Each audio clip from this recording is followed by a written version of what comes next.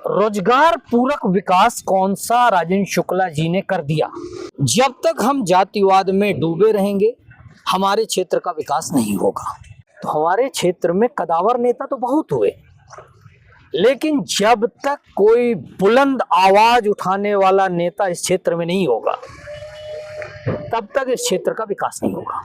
आज हमारे चैनल में वरिष्ठ पत्रकार रमू सिंह जी हैं और रमू सिंह जी आज हम विंध्य क्षेत्र के विकास में बात करना जा रहे हैं कि विंध्य क्षेत्र का विकास कैसे होगा। डिप्टी सीएम राजेंद्र शुक्ला जी हैं वर्तमान में, रीवा का विकास चौगुना हो रहा है और विंध्य केवल रीवा का ही विकास हो रहा है और विंध्य के जो लगे क्षेत्र हैं जैसे सीधी हो गया, सतना हो गया, ये डेवलप से दूर हो रहे हैं। इस संबंध में क्या कहना चाहते हैं? देखिए, जब तक विंध्य भयंकर जातिवाद में डूबा हुआ है, विंध्य के लोगों से न राजनीतिक दल से मतलब है और न इससे मतलब है कि कौन बड़ी सोच रखता है, कौन हमारे क्षेत्र का डेवलप कर सकता है। विंध्य के लोगों का सिर्फ एक मकसद है, जातिवाद। जब तक हम जातिवाद में डूबे रहेंगे हमारे क्षेत्र का विकास नहीं होगा। आज 100 साल बाद जब तक हम जातिवाद से ऊपर नहीं उठेंगे हमारे क्षेत्र का डेवलपमेंट हमको नहीं दिखेगा।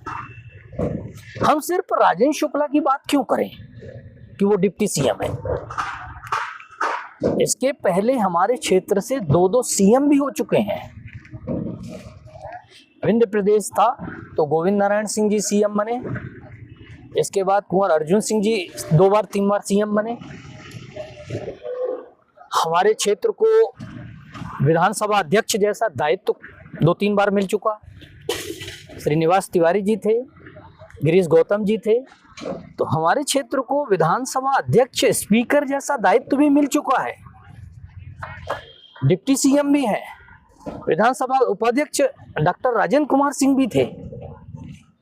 तो हमारे क्षेत्र में कदावर नेता तो बहुत हुए, लेकिन जब तक कोई बुलंद आवाज उठाने वाला नेता इस क्षेत्र में नहीं होगा तब तक इस क्षेत्र का विकास नहीं होगा। वायु सेवा शुरू कर देना, आप बोल रहे हैं रीवा में बहुत डेवलप कर दिया राजेंद्र शुक्ला जी ने। फ्लाईओवर बनने से अगर विकास होता है तो फ्लाईओवर से कितने लोगों को रोजगार मिलेगा?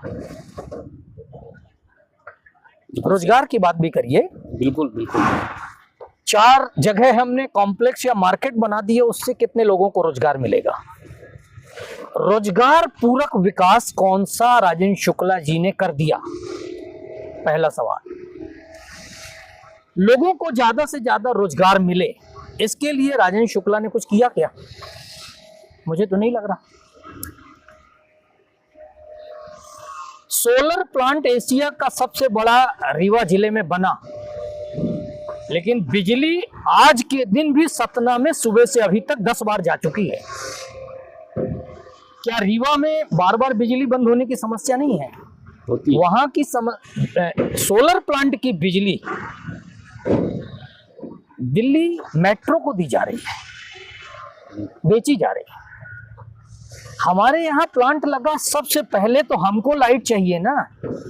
हम लाइट की उसी समस्या से गुजर रहे हैं और लाइट कहाँ मिल रही है? दिल्ली मेट्रो को। कैसा डेवलपमेंट है?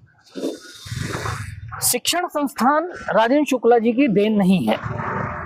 Medical college, university, engineering college, AG college, ये सब बहुत पहले से रीवा में है। एजुकेशन हब रीवा पहले से जितना था उतना है। नया क्या लेके आए राजेंद्र शुक्ला? ये पहली चीज। दूसरी चीज, अगर हमारे यहाँ का एजुकेशन सिस्टम इतना अच्छा होता तो हमारे विंध्य क्षेत्र के, रीवा संभाग के और पूरे विंध्य क्षेत्र के बच्चे भोपाल, इंदौर, कोटा, दिल्ली, अन्य जगहों में पढ़ने क्यों जाते हैं? हमारे यहाँ एजुकेशन सिस्टम नहीं है, सही नहीं है ना। अगर हमारे यहाँ एजुकेशन सिस्टम सही होता, एजुकेशन हब होता, तो लोग वहां नहीं जाते। आज हजारों बच्चे बाहर पढ़ रहे हैं। इस ओर क्या राजेंद्र शुक्ला ने कोई ध्यान दिया? नहीं दिया। हम हेल्थ की बात भी कई बार कर चुके हैं कि यहाँ के लोग इलाज करवाने दिल्ली, जबलपुर, नागपुर और हैदराबाद, मुंबई, बहुत दूसरी सिटियों में जाते हैं। नागपुर तो पूरी ट्रेन की ट्रेन भर के जाती हैं, पूरी बसें यहाँ से जाती हैं जिसमें मरीज जा रहे हैं। ये किसी को नहीं दिख रहा। तो हम उसमें क्या कर रहे हैं? तो हमारा एजुकेशन सिस्टम, हमारा हेल्थ सिस्टम कुछ भी नहीं है। हम स्पोर्ट की बात करें तो हमारे यहाँ कोई ऐसा स्टेडियम है क्या जिसमें हम बड़े बड़े क्रिकेट मैच, फुटबॉल मैच या कोई मैच करा सकें? नहीं है। क्या सुविधा है? कैसी सुविधा है? क्या डेवलपमेंट है? हम रीवा की ही बात करते हैं। आपने वायु सेवा चालू कर दी, बहुत अच्छी, बधाई। राजेंद्र शुक्ला को भी बधाई, हवाई जहाज चलाने और चढ़ने वालों को भी बधाई। लेकिन ये कितने दिन तक हवाई सेवा शुरू रह पाएगी?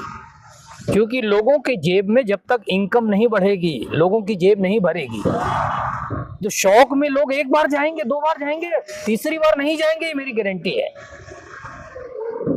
पहले तो इनकम के लिए आपने क्या सोचा? इनकम बढ़ाने के लिए आपने क्या किया? अगर आप इनकम लोगों की नहीं बढ़ाएंगे तो ये वायु सेवा 2 महीने, 3 महीने, 6 महीने, बस इससे अधिक नहीं चलेगी। इसके उदाहरण भी हैं। उत्तर प्रदेश में 7 एयरपोर्ट बंद हो गए। बहुत अच्छे से ऐसे ही फीता काटा गया था, ऐसे ही चालू किया गया था, ऐसे ही सब कुछ किया गया था, लेकिन बाद में बंद हो गए 7 एयरपोर्ट। तो बहुत देर नहीं लगेगी बंद होने में भी। स्पष्ट बोल रहा हूं, लोगों की जेब में पहले पैसा आना चाहिए कि लोग इतना ज्यादा इनकम हो कि लोग वायु सेवा की सेवा ले आप सकें। मानते हैं कि मेन चीज वहाँ की बेरोजगारी और वहाँ के है ना। और जो ग्राउंड में वर्क काम हुआ है वो बिल्कुल नहीं हुआ है। यानी जो देखिए, एक कल्पना करिए, अगर बेरोजगारी नहीं होती तो लोग कप सिरप बेचते हुए युवा पीढ़ी नहीं दिखती। आज रीवा को कप कोरेक्स हब नहीं कहा जाता। आज वहां के आईजी गोविंद राजपूत, क्या नाम है, गौरव राजपूत जी को ये मंच से कहना पड़ा कि मैं जानता हूं कि किसका किसका संरक्षण पुलिस वालों का, कोरेक्स वालों को मिला हुआ है, और मैं चाहता हूं कि विंध्य से, रीवा संभाग से कप सिरप की तस्करी बंद की जाए। ये मेरा मिशन है। ये आईजी को क्यों कहना पड़ा? दूसरी चीज, हमारे यहाँ गांजे की तस्करी। तीसरी चीज, शराब की तस्करी। कोई एक गांव नहीं बचा जहां हमारे यहाँ अंग्रेजी शराब अवैध रूप से न बिकती हो। तो फिर हमारे यहाँ है क्या? अगर रोजगार मिलेगा तो शराब क्यों बेचेगा युवा हमारा, है ना? अगर हमारे यहाँ रोजगार होगा तो लोग गांजा क्यों बेचेंगे, क्यों जेल जाएंगे?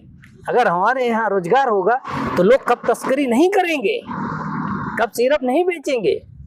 तो हमारे यहाँ रोजगार की कमी है, इसलिए लोग नशे की तस्करी कर रहे हैं। पलायन तो है ही है, लेकिन नशे की तस्करी कर रहे हैं। युवा पीढ़ी बर्बाद हो रही है हमारे यहाँ। धन्यवाद।